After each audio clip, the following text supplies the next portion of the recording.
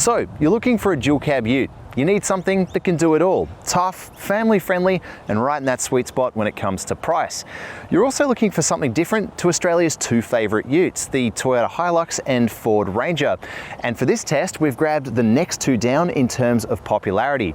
On the one hand, we have the freshly facelifted Isuzu D-Max, and that's in LSU Plus form. And on the other hand, we've got the brand new generation Mitsubishi Triton, and that is in GLS form.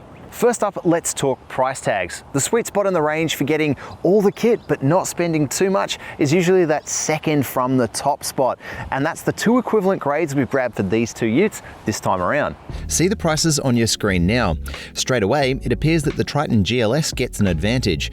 Its base price is nearly $6,000 lower than its Isuzu branded rival here, but to make it match exactly like for like, you'll need to get the Deluxe Pack, which adds an additional $1,580 to the price tag straight out of the gate. Otherwise, our utes are very closely matched. Both get 18-inch alloy wheels clad in highway terrain tyres, both get LED headlights, both get 9-inch multimedia touchscreens, and both get 7-inch digital dash elements as part of their clusters. Both also get wireless Apple CarPlay, but only the D-Max gets wireless Android Auto, and only the Triton gets a wireless phone charger.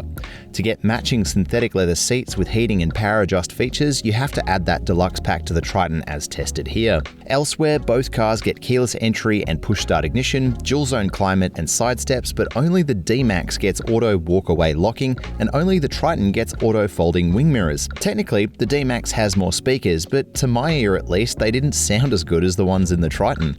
For even more detail on how the two compare, including nicely formatted tables, make sure to check out our full written version of this comparison test over at carsguide.com.au.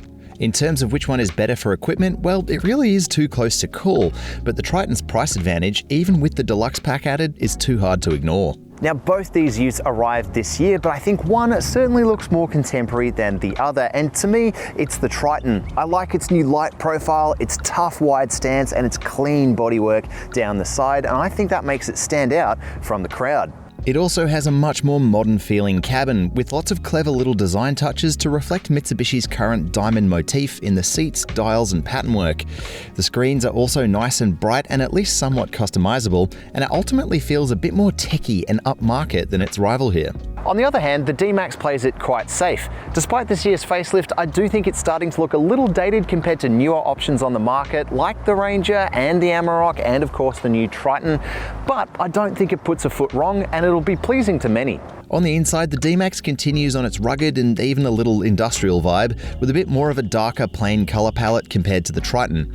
However, it's not without its own clever design features. Isuzu has adopted that hexagonal motif, which is cleverly hidden in the dash, steering wheel and other patternwork. While the seats in the Triton look good, the ones in the D-Max prove more comfortable. On the other hand though, the screens and software in the D-Max didn't quite feel as nice as in its more modern feeling rival. This one's a little more subjective, but I'm inclined to hand the win to the Triton for looking and feeling a bit more modern than its rival here.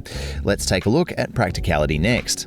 In the front seat of the Triton, it's nice and wide in here, it's spacious, it feels a little bit more like a modern SUV than a ute, and that's thanks to this lovely treatment for the multimedia screen here, this nice sort of spacious dash layout with good detailing as well. I feel like the diamonds theme that Mitsubishi is pushing here is really working. It's even in the little like knurls on the dials and features in here, and that's kind of a nice piece of attention to detail that may or may not be missing from the D-Max as well. There are some nice finishes and materials in here as well, although I was surprised to find a few more hard touch finishes compared to the D-Max, which has a very clever way of putting soft touch materials pretty much anywhere you're going to put your hands or elbows. So it's a little bit harder in here, maybe not as much comfort on offer from these seats as well, but again, that diamond pattern works its way into the headrest, which is quite clever. On the whole, I really like this space. It's backed by excellent software on these two screens, which is really fast. It's not super well laid out. It's not super pretty. It's not super customizable, but it's fast and it gets the point across. And that's really what matters. The screens are also much brighter than they are in the D-Max, and Apple CarPlay seems to operate a bit faster than it does in the D-Max too. Elsewhere for practicality, you've got a large bottle holder in the doors here, a further two in the center console, and a wireless charging bay, which the D-Max doesn't get under this climate unit here. On the topic of this climate unit, you get nice toggles for all of the shortcuts, as well as a few buttons and toggles for the temperature and fan speed as well. And for this screen, you get a nice set of dials and shortcut buttons as well, really straightforward and easy to use. In terms of auxiliary storage, you've also got a dash topping storage bay there and a even bigger glove box too, which is nice to find. And in this center armrest console box, there's a really big space as well. And just like in the D-Max, you get a sunglass holder too. Backseat of the Triton, I reckon, feels even bigger than the D-Max. As you can see, I've got, I reckon, even more knee room than I did in the D-Max, and I've also got extra leg room and room for my feet as well, which is nice to see. And this center position is nice and wide. So I reckon width-wise, you're better off in here than you are in the other Ute. In terms of storage, you've got a large bottle holder in the doors, and of course, a further two in this drop-down armrest, although they are quite small, and they don't fit our CarsGuide bottle. You've got a pocket on the back of the front seats, as well as two more in the top of the passenger seat for your phone. And that's a clever touch, sort of like you might get in a Volkswagen product.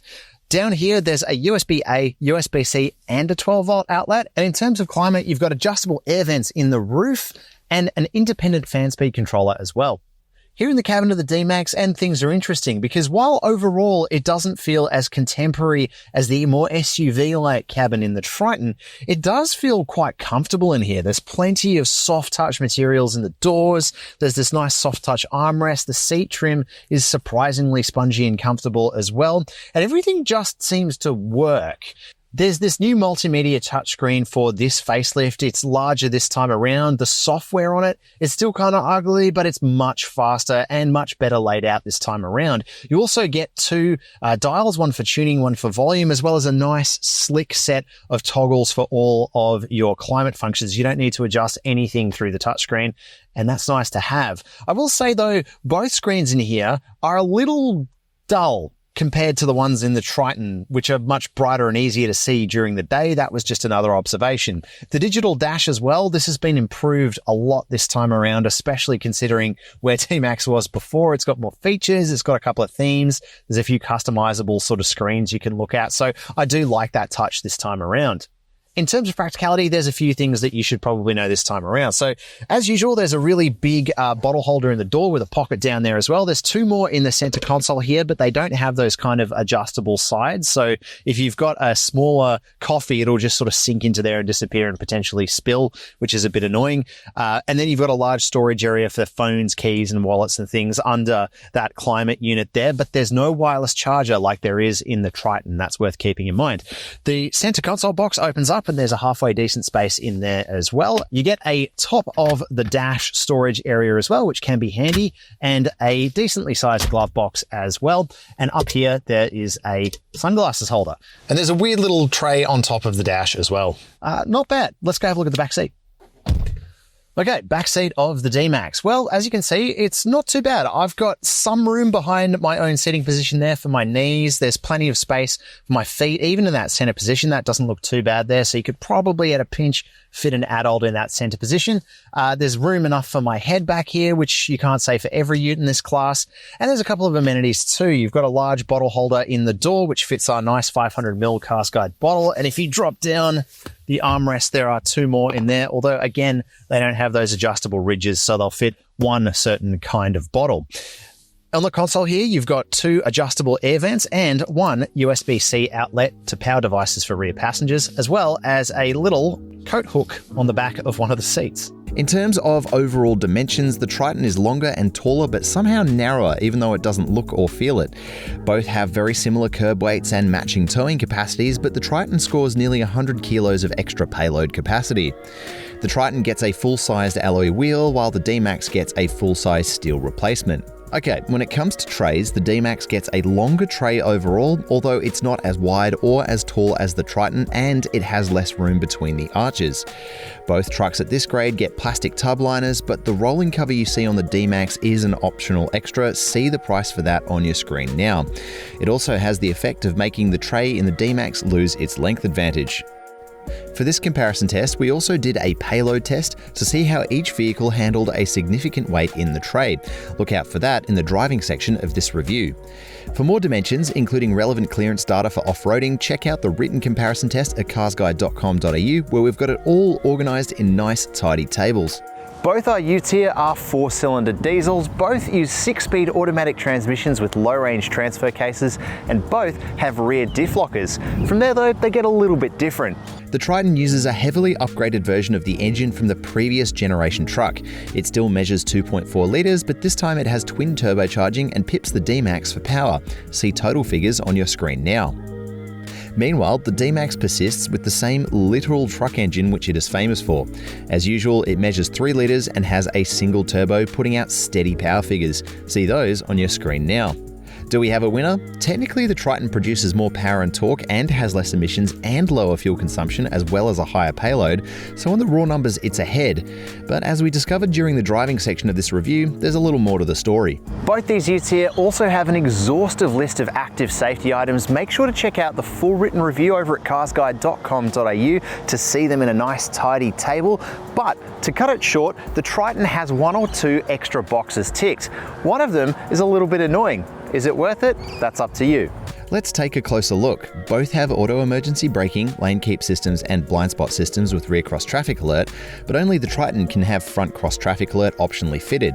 It also gets a more comprehensive driver monitoring system than the D-Max. Both score standard reversing cameras, both score adaptive cruise control, and both have an array of 8 airbags.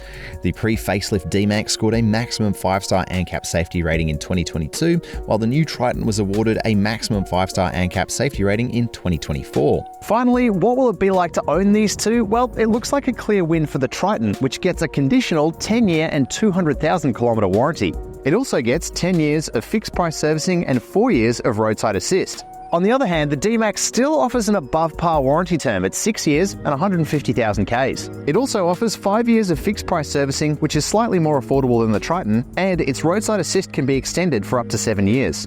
Okay, so driving the Triton unladen, everything is new here. So does that make this truck better than the D-Max? Well, let's have a look. Firstly, I think the drive experience is typified in here by a nice wide cabin, very modern feeling, plenty of visibility both out the rear and with these big wing mirrors, so nothing to complain about there. The next thing that you'll notice is the steering. It is a little heavier here in the Triton than it is in the D-Max. It becomes really noticeable as you sort of hop in and out of either of them. Initially, this Triton did feel quite SUV-like, but the more I drove it, the more I noticed it was a little bit more truck-like than the D-Max, which I didn't expect. There's also a bunch of little comfort things, like even the synthetic leather on the steering wheel of the D-Max is nicer to hold over a longer period of time than the synthetic leather here in the Triton, which is a strange observation. Next up is, of course, the ride. Now, the Triton is a little bit firmer than its D-Max rival here. It's still pretty good, but there are just these sort of firm moments over at the edges, like when you go over a steep bump or a sudden pothole. That's where you'll really notice the difference here. The D-Max kind of just sort of bounces over them, feeling pretty comfortable along the way, whereas this can be a little bit more stilted. The new Triton's upgraded 2.4 litre twin-turbo diesel is certainly an improvement over the outgoing Ute. But compared to the D-Max's truck engine, there's some interesting things to note. Yes, this technically has more power and torque, but it feels like it takes longer for that power and torque to arrive. And then there's the transmission, which seems like it could be caught off guard every now and again. And that's not something that was present in the D-Max, and that was interesting to find. Overall though, I think it is important to remember how far Utes have come in this segment. This is quite an SUV-like experience compared to previous generation offerings, and the extra width on offer here in the Triton this time around does make it nice and secure in the corners, and it's overall pretty comfortable. The engine is also quite noisy when it's revved, which I didn't expect given this is an all-new Ute underneath. I expected there might be a little bit more sound deadening this time around, but it's not really any better than anything else in this class. Now, in terms of technology annoyances, well, there are a couple. Firstly, the Triton has a stop-start system to help bring its emissions down. And the issue with this is it takes a while for a diesel engine to stop and then start again. And it leads to situations like being in the middle of an intersection where you need to stop and wait to turn, where the engine just turns off and you need to wait a full second or two for it to turn back on and get going again. The second annoyance comes from this car's additional active safety items. Now, this is the first Ute in this class to offer a active driver monitoring system, and that comes by a little sort of camera just above the steering wheel there, which watches where your eyes are looking and your head movements and these kinds of things, and alerts you if you're not paying enough attention to the road. Now, this system was panned when the Triton launched a few months ago, but now the brand has issued a software update, and this truck here has received that update. And I can tell you it makes a huge difference. Mostly now, the system doesn't pipe up at all, but it still rears its ugly head when you wear sunglasses or a hat, and it doesn't seem to work particularly well at night. But on the whole, it's massively improved, and it's nice to see a brand actually do that, actually issue a software update to fix an annoying safety system, because it doesn't often happen. Okay, so the freshly updated D-Max, how does this feel? Well, while the D-Max feels a little narrower and taller than the Triton, it does have some really appealing characteristics from behind the wheel. One of those is the steering. Now, this is something that Isuzu really improved upon when it came to launching the new generation D-Max, and it's still great here. Even compared to that new generation Triton, the steering in the D-Max is nice and light. It's really easy going in the corners, and it makes it just a pleasure to drive. You get less fatigue driving this Ute, and it's also much easier to maneuver in tight spaces, so that's worth keeping in mind. Visibility, well, it doesn't quite feel as good as the Triton straight out the rear, but it's got bigger wing mirrors, so there's something to be said for that. The ride is something that Isuzu improved out of sight when this new generation arrived, and that continues for this facelift. Yes, it's nice and soft, but it's not too bouncy, and it doesn't offer too much body roll in the corners either. Somehow Isuzu's managed to balance both having great ride quality and stability, which is something that I feel like the Triton doesn't quite do as well at either end. Despite this engine and transmission's commercial roots, I was surprised to find that it's much smoother than the Triton at just simply rolling through those gears, and it keeps that drive experience nice and smooth and uninterrupted. The cabin also offers a little bit of a higher level of comfort than I was expecting. The seats have a little bit of extra sponge to them. The synthetic leather trim on the steering wheel is nicer to hold over longer periods, and you also don't get fatigued because the steering isn't as heavy either. Also, those safety systems seem to run in the background. I haven't really noticed the lane keep assist unless I've really gone out of my lane, at which point it does sound quite a sharp tone, but it doesn't interfere with the driving experience for the most part, and the same goes for the rest of this car's safety systems, which basically haven't activated in the time that I've had it. It's nice that they stay in the background. One area where you really can tell the D-Max's commercial roots is that engine noise. That big 3-litre, there's no avoiding how noisy it can be, and that works into the refinement of the whole car as well. While it rides nice and smoothly, there's a noticeable amount of additional vibration making its way into the cabin, and that makes it slightly less refined, I think, on the whole, than the Triton feels as you're just sitting in traffic, for example. So where does that leave our D-Max? Well, despite the fact that it is a little bit older than the brand new Triton, I do feel like this is the more comfortable Ute to drive over a longer period of time, and it was the one that I actually preferred driving home at the end of each of our comparison test days. It has a lighter steering tune, its ride is much more compliant, and it leaves you less fatigued at the end of the day. There's just a whole bunch of little driving fundamentals that the D-Max, I feel, does slightly better. A little more on fuel efficiency. We ran a distance-controlled fuel test on both these vehicles in the kinds of conditions we reckon tradies will drive them in. This included about 65 k's on expressways and trafficy urban roads, then about 55 kilometers on the freeway. The results were interesting because both vehicles nearly hit their claim, with the Isuzu using slightly less fuel despite its larger capacity engine and higher overall consumption number. Both Utes can claim almost 1,000 kilometers of driving range on the official numbers, and neither is exactly a hero when it comes comes to carbon emissions output. Only the Triton requires AdBlue, which will occasionally need to be topped up. Both these utes provide a modern, even SUV-like driving experience, and while you can get even better in this segment from the likes of the Ford Ranger or the Volkswagen Amarok, there's very little in it. Now for this comparison, we won't have an off-road component. We've tested both these vehicles really thoroughly off-road in separate tests over at carsguide.com.au or at our YouTube channel. But what we will do for this test is a load test. A big thanks to our new friends here at BC Sands who have lent us 500 kilos of firewood to really load them up and see how they'll go on the road with a bit of load in that tray. So let's get into it. With 500 kilos in the tray and 2 people on board, the total for our D-Max comes in at about 660 kilos. It's still quite short of the maximum payload capacity, but it should be a sufficient test to see how it handles most of that weight over the rear axle, especially with its comfy and squishy rear springs. As you can see, the D-Max compressed quite significantly once it was loaded up. Okay, so first up we have the D-Max with 500 kilos in the tray, and remember, this was the more comfortable of the two to drive around unladen. Now the engine does feel like it has to rev ever so slightly harder, but on the whole it's handling it in its stride.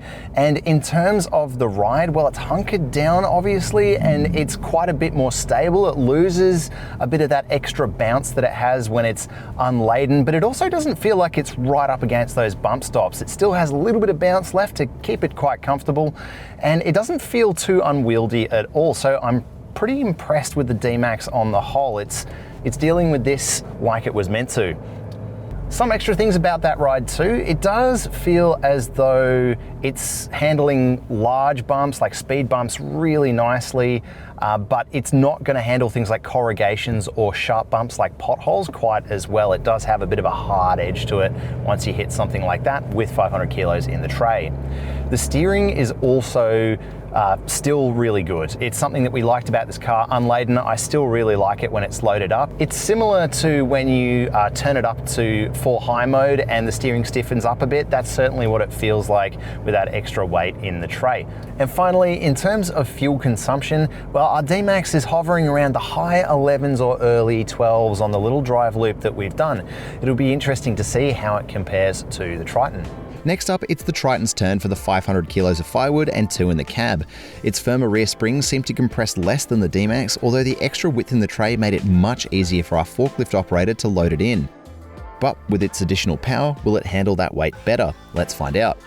Okay, so Triton with 500 kilos in the tray. It looked like the suspension compressed less when we actually put the load in, but I've got to say, I don't think the suspension deals with the weight as well as the D-Max. Whoa. Over speed bumps like that, you get a lot of secondary pogoing around. It sort of bounces 3 or 4 times after each bump, and that wasn't present in the D-Max. It also maintains that same firm edge that we talked about in the unladen driving section as well, which is a bit of a shame to find. However, on the flip side, it feels like the engine deals with the extra weight quite well, and the steering's largely unchanged. Interestingly, fuel consumption seems to be a little bit lower for the Triton than it was in the D-Max. The computer at least is showing us just over 11 litres to 100, and that's interesting to find. So if you're going to be loading up the tray, which do we prefer? Well, if you purely want space and a nice versatile tray, then the Triton seems to be where it's at. But in terms of actually handling that weight on the road, well, the D-Max does a better job. This has been such a tough test. These two utes are so closely matched in so many ways, and they both make fantastic alternatives to both the Hilux and the Ranger. The Triton's asking price is more affordable. It also has stellar ownership terms and a higher payload and more safety features, and as a result, on the numbers, it is our winner today. However, I wouldn't write the D-Max off. Yes, it's more expensive, but it still has above par ownership terms, and compared to the Triton, it's much smoother to drive in almost every way, and it was the one that I prefer driving home at the end of the day. Now, if you do want to see how we got there, including nicely formatted tables for all of the details for both of these utes, make sure to check out the full written comparison over at carsguide.com.au. And while you're there, why not check out the adventure guide section, where we've also got off-road reviews of both of these too.